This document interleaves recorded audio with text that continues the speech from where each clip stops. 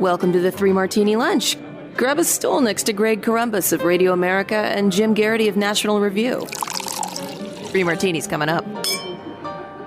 Hey, really glad you're with us for the Friday edition of the Three Martini Lunch. We have good, really bad, and crazy martinis for conservatives today. The first two definitely dealing with Russia versus Ukraine, and Jim will talk about the bad martini, which is probably the bigger news, in just a moment. But there is some good news that we want to talk about. It's not just, that much of Europe was put on the brink of a major nuclear disaster, but we also have some good news in terms of why the Russian convoy is bogging down, particularly in the north.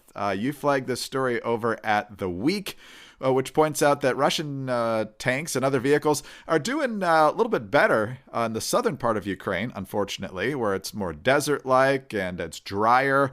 But in the northern part of Ukraine, it's getting into spring, which means it's muddy season, which means you need good tires. So one of the reasons that the convoy advancing on Kyiv is still roughly 20 miles from the city might be because of really bad maintenance. Two things. Number one, apparently a lot of these vehicles were deployed to the Russia-Ukraine border months and months and months ago, and apparently weren't given much of a workout until the actual invasion began, so they were a little bit rusty.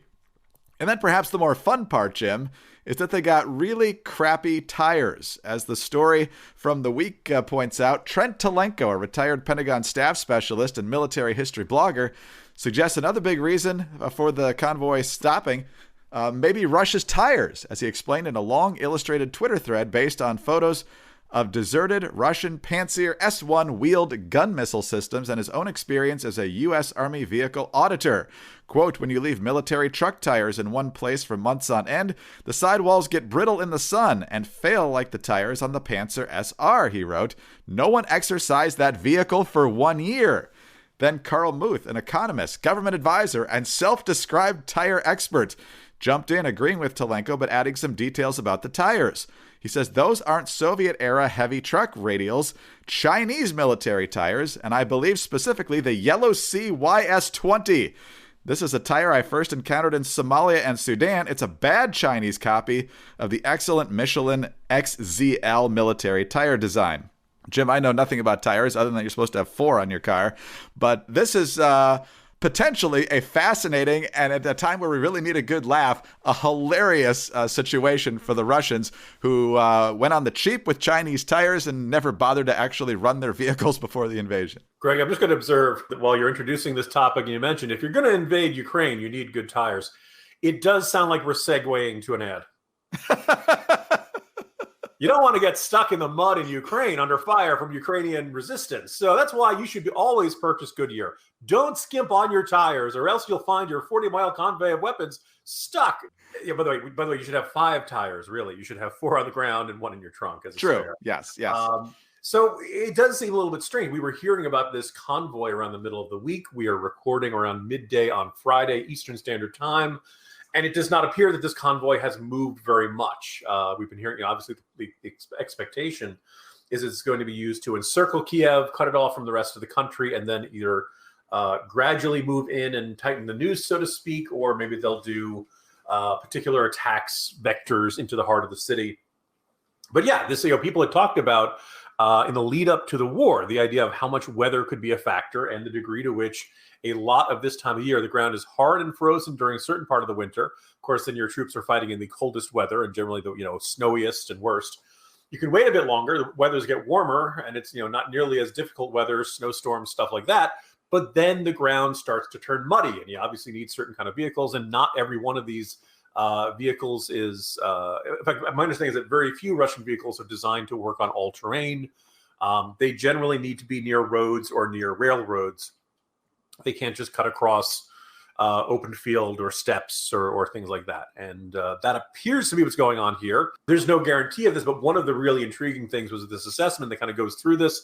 And he says, look, there just isn't enough spare tires in the Russian military inventory to replace everything that they're going to need to replace. And I guess the idea is that if you keep these kinds of tires sitting still for months at a time, eventually, besides the fact, which by the way, something my friends have experienced, if you have a vehicle sitting in place at one time, eventually some little critter or insects or other creatures may say, hey, this would make a nice home.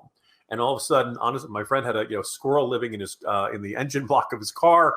They can start eating away at wires or other things and just cause the wear and tear to be exacerbated. Fuel lines, all kinds of things that you don't want to have broken as you're about to head into a war zone. And so, this is a factor, the idea of them kind of mobilizing and then heading into this type of situation. Conceivably, it could take them 4 to 6 weeks before this convoy can really get all of its tires rolling and be operating at full speed. This doesn't mean they're going to stand still for the next 4 to 6 weeks entirely. But the expectation is that this is going to be a consistent problem for the Russians of breaking tires, busting tires, and having stalled out vehicles and needing to replace the tires. If you're the Ukrainians and you've got this big, obvious target, one, whatever's left of the Ukrainian Air Force can hit them.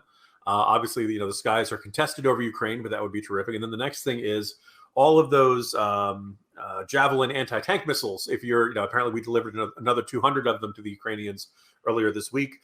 Keep them coming. That obviously looks like that's going to do it. You can make that convoy as big a target as possible and make it much, really slow any Russian advance towards Kyiv. Again, this is, and of course, the irony of the Russian military, being stymied because of poor equipment. There is a particularly funny irony to it, and other little anecdotes we've heard seem to line up with this, including the report that some of the Russian soldiers were deployed with field rations. These are food, and soldiers will tell you they're not particularly appetizing. But apparently, some of them had expired in 2015. That's like a good 7 years ago, and that was the late Obama administration, for perspective on how long ago these rations were. So, also various reports of Russian soldiers looting, robbing stores, going into people's homes and demanding food and all that stuff. It really seems like the Russians were not properly equipped for this kind of advance. Now, does this mean that they're going to lose? Not necessarily, but it certainly does suggest that this is going to be a slow and painful advance for the Russian army. No, absolutely right. And it would be a great morale boost for everyone right now is if we could get Marissa Tomei to reprise her role as Mona Lisa Vita from My Cousin Vinny and just read this tweet from Carl Muth about how this is the Yellow Sea YS-20. I can't do a good Long Island accent like she can, but man, that would be good. I used to have a coworker who kind of looked like her and sounded like her, and that would be perfect for her to give us a little bit of a laugh today because imagine that, Jim, the Chinese making stuff that doesn't work. Yeah, you think we'd had a multi-year lesson in all of this, but next time, buy American. Oh, man. By the way, another good piece of news that I meant to mention at the beginning, good jobs report for February, 678,000 jobs, but only 440,000, which would have been pretty good, were expected. So hopefully we're pretty much out of the pandemic here and businesses can go full throttle and get this economy humming again. All right, let's talk about our great sponsor for today, and that is ExpressVPN. Look, you need to protect yourself online, just like you would protect yourself and maintain your privacy doing anything else, whether it's closing your curtains, closing doors in your house, going to the airport and making sure that your bags are locked. So, TSA is probably going to rifle through some things anyway, but nonetheless, you don't want every Joe in the baggage handling knowing what's in your luggage. But when it comes to your online protection, you need a VPN and you need ExpressVPN, because when you go online without a VPN, internet service providers, they can see every single website you go to, and they can legally sell this information without your permission to ad companies and tech giants who then use that data to target you again. So why should you use ExpressVPN? Well, you can browse more anonymously. When you use ExpressVPN, ISPs cannot see your online activity, and your identity is anonymized by a secure VPN server. Your data is also encrypted for maximum protection. Also, it's easy to use. You just fire up the app and click one button. And ExpressVPN works on all your devices, phones, laptops, even routers. So everyone who shares your Wi-Fi can be protected. It works great. It's easy to set up. and it gives you the peace of mind that you really need, especially when it comes to your online activity. You absolutely want this protection, and you will feel better having that protection and knowing that it works great. Secure your online activity by visiting expressvpn.com/martini today. That's expressvpn.com/martini, and you can get an extra 3 months of that protection for free. One more time, expressvpn.com/martini. All right, Jim, on to our bad martini now. And if anyone's paid attention to the news for the last, 12 to 18 hours, you probably know where we're going here.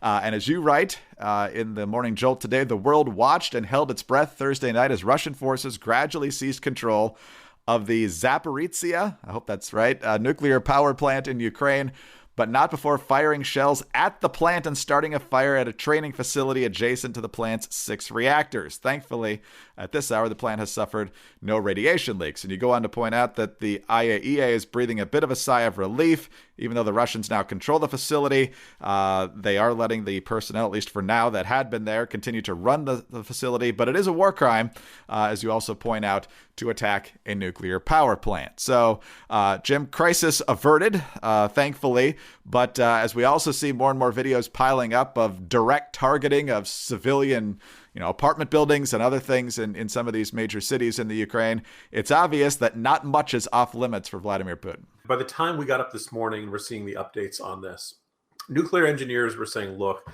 it's not like firing a shell at a nuclear power plant is automatically going to create some sort of mushroom cloud or something like that.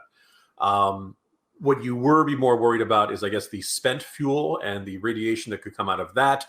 That is usually kept in secure areas, but you don't know if those secure areas are necessarily meant to withstand shelling and other kinds of attacks from military sites. And I think one of the themes I tried to explore in today's Morning Jolt is this idea of, like, look, obviously, Vladimir Putin wants territorial conquest. He wants to claim portions of Ukrainian territory and say, aha, either this is now part of Russia, or we're now creating, the People's Republic of Ukraine or something like that, and some sort of Russian client state, satellite state, so a subservient lackey state that would do as Putin desired for, from here on out. And I think that's, one of the goals here.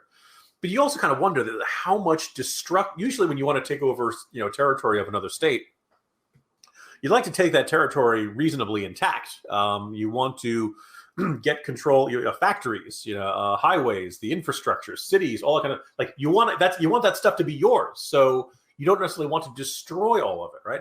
And yet what we are seeing from the Russians is cluster bombs, indiscriminate shelling of cities. Really horrible video I saw this morning of several rockets hitting one apartment building, meaning this is very hard to believe that was a accidental to have multiple rockets all hitting the same large apartment building. Thermobaric weapons that the Ukrainians say have been used. The U.S. and other Western military authorities say, well, we've seen it on the ground, so we know it's there. We have video of these types of weapons rolling through the streets of urban areas, and these are not the kind of they can basically work as either giant flamethrowers, or basically they can fire rockets that use a combination of heat and pressure, thermobaric, to basically destroy, suck all the oxygen out of it. Basically, it's a lot like a fuel air explosive. And that's not the sort of weapon you'd want to see deployed anywhere near civilians. And there have been several giant flashes outside Ukraine. People have speculated whether that's the use of those kinds of weapons. You add up all this kind of stuff. Russia is not just invading Ukraine. Russia is invading Ukraine in an enormously destructive way. And even if shooting a shell at a nuclear power plant, it's not guaranteed to set off some sort of giant radioactive disaster. It does raise the possibility of setting off a giant radioactive disaster. And hey, it's not like there isn't a history of Russian mismanagement of nuclear facilities on Ukrainian soil, for all of us who remember Chernobyl and maybe watched that HBO series. What is really kind of unnerving about this, I kind of wonder how much the Putin and the Russian mentality is, we will either possess this territory or we will destroy it, right? One way or another, Ukraine will cease to exist as an independent state. It will either be a subservient state to us, or it will be a colossal, potentially either at minimum devastated wasteland on par with Grozny and Chechnya. Maybe the sites we remember of some of the Serbian or some of the cities in the Balkans. Aleppo in Syria. I mean, just these kinds of fights where you just don't see many buildings intact and still standing by the time the fight is over. That which I think changes the calculation. One, it shows to the Ukrainians it is fight or die. That there's no scenario where Putin leaves much of Ukraine intact. And two, there's just going to be it's going to be a long time before Ukraine is rebuilt physically, and I guess also probably in terms of its identity and emotionally. Maybe a generation is going to have to pass here. It is really, really bad stuff. It's glad we did not have a terrible radioactive disaster in the southern part of the country to match the terrible radioactive disaster that occurred in the northern part of the country back in the 1980s. But I think that the actions of the Russian military around that nuclear plant are revealing of their mindset and their priorities here. And in this case, they are not trying to necessarily cause giant radioactive disaster, but they're also not trying that hard to avoid a giant radioactive disaster. Yeah, when it comes to Putin's mentality on this, we had another podcast yesterday who had a guest named Daniel Hoffman. You've probably seen him on Fox and other places. He's a former CIA station chief, and he's been commenting quite a bit as this invasion has unfolded. And he says, look, Vladimir Putin's a guy who poisoned Litvinenko in London, basically turned him into a human dirty bomb, which not only killed him, but made him a threat to countless innocent people who he was around. I mean, that's just one example. And of course, he's poisoned a variety of other people and put other people at risk. So putting innocent lives in danger is nothing new for Vladimir Putin. And so this guy's got no compunction of putting hundreds or even thousands of lives at risk. So anyway, on to some more good news, and that is the excellent rest you can get through the fabulous products over at MyPillow. And right now they've got fantastic deals, which are also a great reason to head over there. MyPillow.com. Go to the My Listeners page, enter the promo code Martini, where there's more than 20 deals for you to choose from, including My Pillows as low as $19.98, the My Slippers at 50% off, the My Pillow towel sets at their lowest price ever, only $39.99, 60% off any Giza Dream Sheets with those prices as low as $39.99 also. And if you use the promo code Martini, you'll get Mike Lindell's free book. Now remember, the Giza Dream Sheets are made from the world's best cotton, grown only in a region between the Sahara Desert, the Mediterranean Sea, and the Nile River. These sheets are ultra soft and breathable. They're available in a variety of colors and sizes. They're machine washable, and they come with a 60-day money-back guarantee and a 1-year limited warranty. You will find all of these offers and much more at MyPillow.com. Click on the Radio Listeners Square and use the promo code Martini at checkout. Or call 800-874-0104. Right now, every order using the promo code Martini will receive Mike's new book, What Are the Odds? From Crack Addict to CEO, for free. MyPillow.com, promo code Martini, or call 800-874-0104. Do not forget the code Martini for your free book. All right, Jim, on to our crazy martini now, and stepping away from Russia and Ukraine for a moment. The U.S. Supreme Court on Friday announcing that it voted 6-3 to reinstate the death penalty for the living Boston Marathon bomber Dzhokhar Tsarnaev. The First Circuit Court of Appeals had reduced his sentence, commuted it down to life in prison. But here's the crazy part. Because I think you and I would be perfectly fine with Dzhokhar Tsarnaev suffering the ultimate penalty for his crimes here. The Biden administration, which I think we would approve of, appealed the First Circuit decision up to the Supreme Court, arguing that the death penalty for Tsarnaev needed to stay in place. However, as Shannon Bream reports from Fox News, this creates an odd situation for the Biden administration, which has both, one, put a moratorium on the federal death penalty, which Tsarnaev would fall under because he was convicted on federal charges, and two, argued to the Supreme Court that Tsarnaev should be executed. So does anything actually change? You know, every now and then when discussing the death penalty, I think back to a poll, I want to say it was in the late 90s, early 2000s, when Timothy McVeigh, the Oklahoma City bomber, was on death row. And as the execution approached, they did a poll of what Americans thought of the execution of Timothy McVeigh. And before they asked the question on that specific case, they asked people, do you support or do you oppose the death penalty? And the poll result, I think, was one of the more revealing ones. And I think a lot of Americans have different attitudes about the death penalty depending on the circumstances. that they may have one that's kind of their generic position on the issue, and then the specifics when they're confronted with someone who is manifestly evil, like Timothy McVeigh. As you may guess from the lead into this, I believe it was either a majority or a plurality, something like 40-some% of death penalty opponents said they supported the execution of Timothy McVeigh. So I'm not surprised that lots of Americans have mixed feelings, that they may feel like they have concerns about whether everyone who is on death row got a fair trial. They may want to ensure that DNA evidence is included. They want to be 100% sure, make sure you've got the right person. And then there are some people who are like, well, I just don't like the idea of the government having the right to take away someone's life. These people on death row are no particular threat to anyone else, not that they're behind bars. We don't necessarily need to do this. Some of the wisest, smartest, and most moral people I know have that opinion, and I respect them for having that opinion. Me, I have no moral problem with killing baby brother bomber from the Boston Marathon. He knew damn well what he was doing, and he deserves the ultimate consequence for that. Having said that, I think it's one thing for the American citizens to feel confused and conflicted and different, have different attitudes at different times.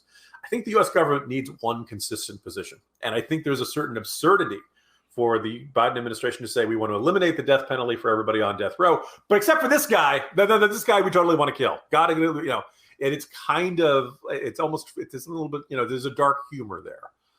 In a very strange way, the Biden administration is manifesting that exact perspective of being opposed to the death penalty in the abstract, of wanting to find some other solution. But when confronted with a specific example of deliberate murder of innocent people, saying, yes, give that guy the chair or the lethal injection or a gas chamber. I guess everybody does it by lethal injection now these days. Am I correct, Greg? They used to, and then some places stopped giving the chemicals. So I think South Carolina and Utah started looking at firing squads again. Yeah, bringing back that one. So, I think most of us, I'd like to think everyone would agree that, the death penalty should not be applied willy-nilly. It should be reserved for the most heinous crimes. And in some cases, it may have a really useful tool as a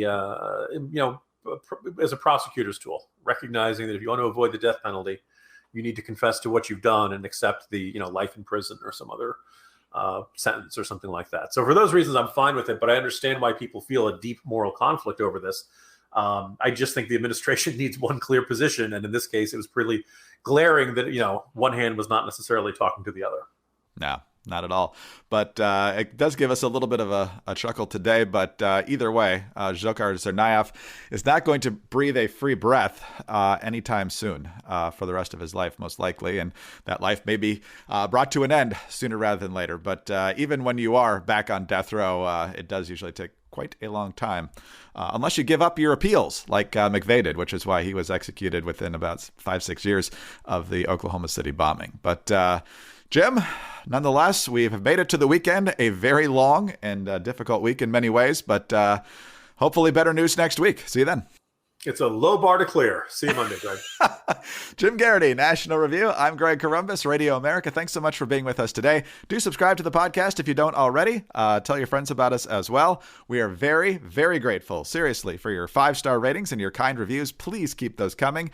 We also want you to know that you can get us on your home devices. All you have to say is play 3 Martini Lunch podcast.